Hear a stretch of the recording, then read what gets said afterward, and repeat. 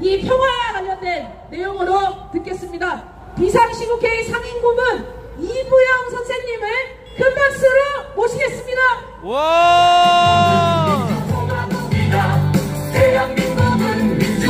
네, 이부영 대표님 나오셨네요.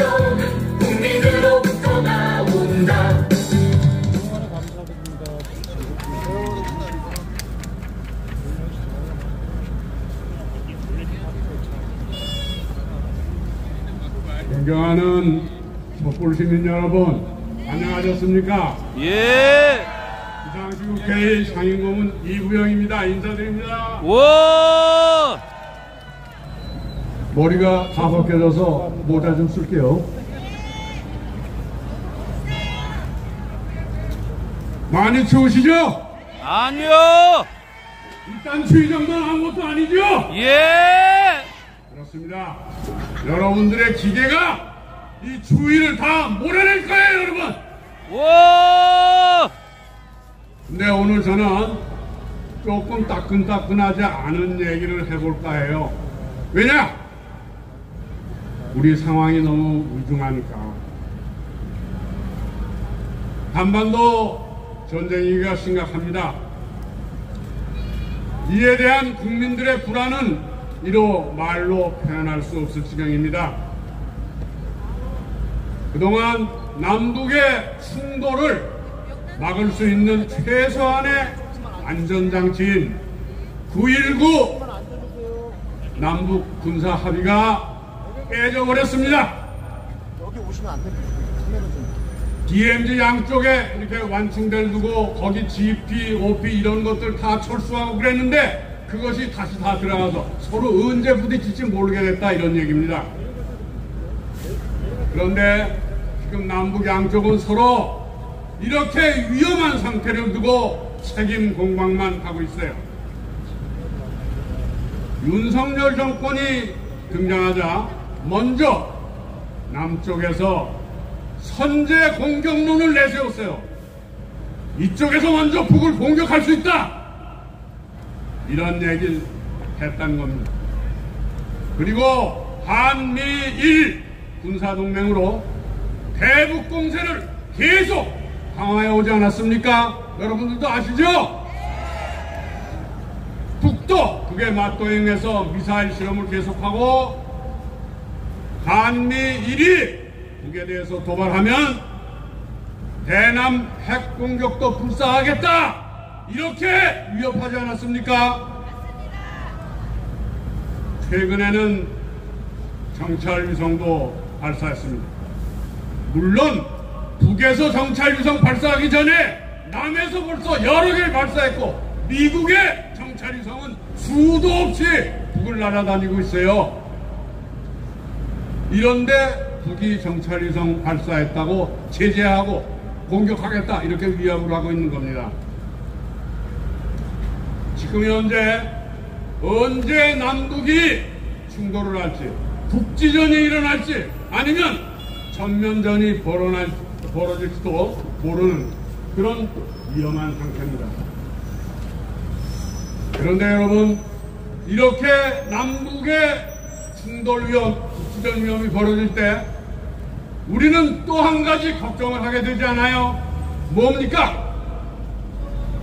내년 총선을 앞두고 윤석열 정권이 전쟁 위기를 조성할지 모른다. 이런 걱정입니다.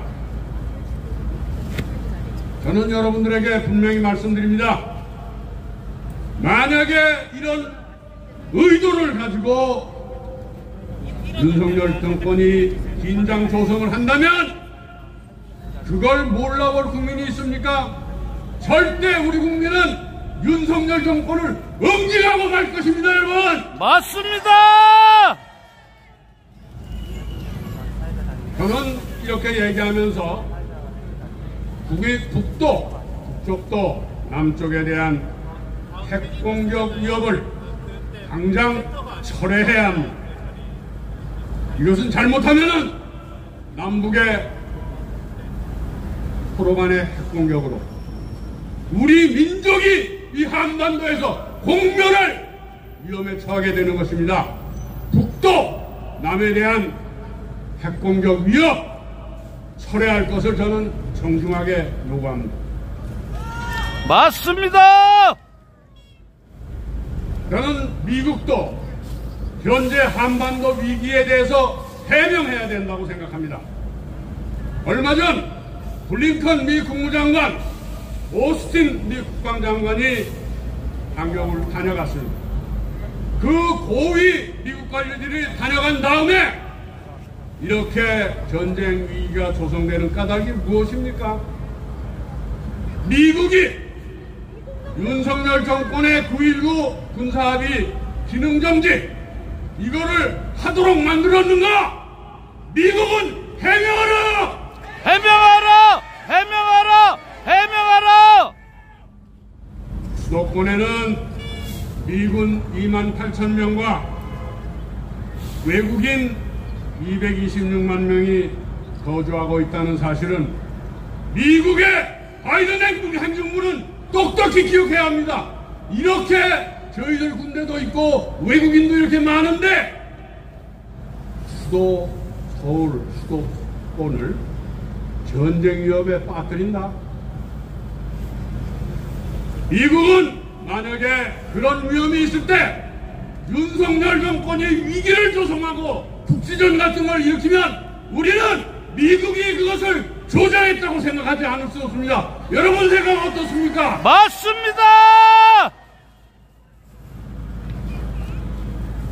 세 번째로 저는 미국의 대한반도 정책이 완전히 실패했다고 생각합니다. 미국의 대한반도 정책을 전면 재검토하지 않으면 안 됩니다. 여러분들도 아시지만 1990년대 초에 중국과 러시아는 대한민국을 승인하고 수교를 했죠. 여러분 다 아시죠? 그런데 미국과 일본은 조선민주주의 인민공화국과 수교하기를 거부했어요. 그러니까 조선 쪽에서는 미국과 일본이 자기들을 체제 전복을 하려고 하는구나 이런 위기감에 빠졌어요. 그게 어떻게 나타났습니까? 조선은 핵 개발을 강행하지 않을 수가 없었습니다. 자기를 지키려니까. 그런데 지금 어떻게 진행되고 있습니까? 그거에 대항해서 응징한다고 한미일 군사동맹이 강화됐잖아요. 그런데 북쪽에서는 조선, 중국, 러시아 동맹이 또 맞대응을 하고 있잖아요. 이렇게 되니까 그동안 미국이 그렇게 북을 가두고 굶주리게 만들고 억압했던 대북 제재 봉쇄가 아무 의미가 없어졌어요. 한미일 군사동맹, 북중러 군사동맹이 맞부딪히게 됐단 말이에요. 저는 미국에게 이렇게 얘기하고 싶습니다. 이제 미국이 베트남 전쟁 끝난 다음에 베트남과 수교를 했잖아요. 그렇지 않습니까? 예. 그런데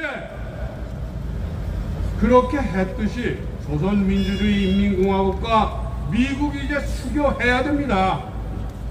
한국 국민은 이렇게 전쟁 위협이 계속되는 것보다 미국과 조선민주주의 인민공화국이 수교를 해서 정상적인 관계를 갖는 것을 원합니다. 우리는. 맞습니다.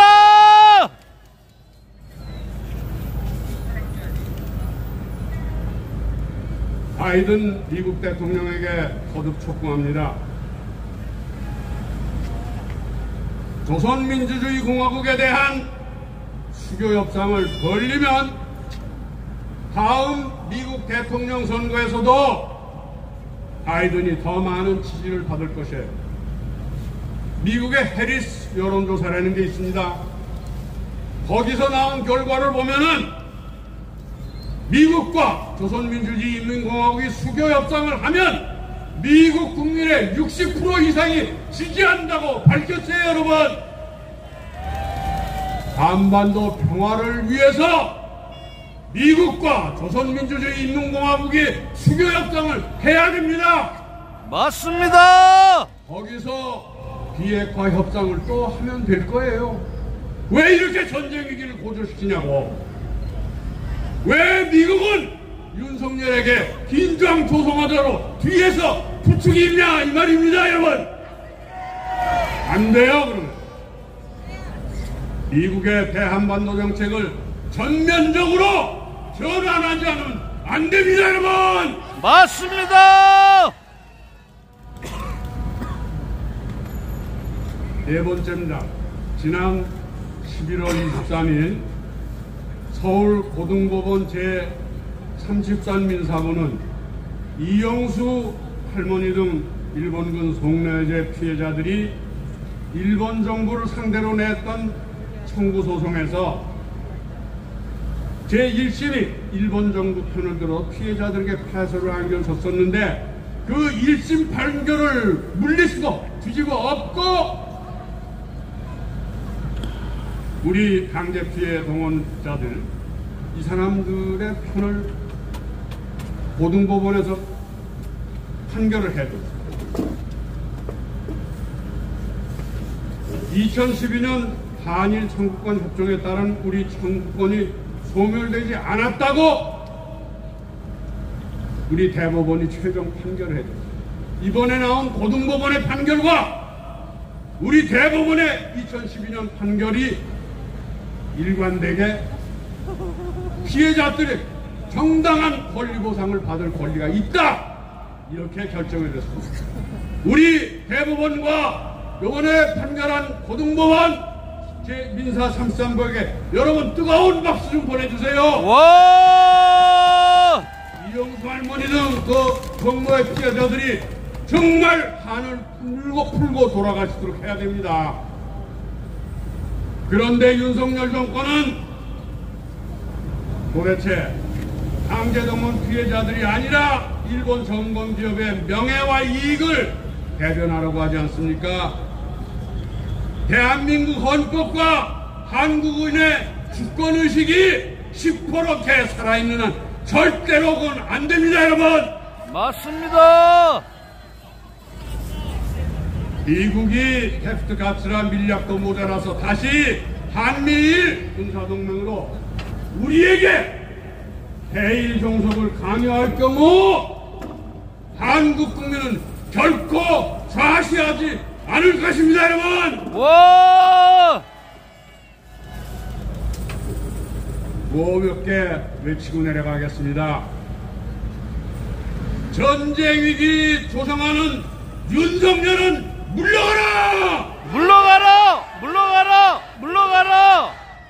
대미 종속, 대일 종속, 주권 포기하는 윤석열은 물러가라! 물러가라! 물러가라! 물러가라! 한반도 평화를 지켜내자! 지켜내자! 지켜내자! 지켜내자! 감사합니다. 물러가겠습니다.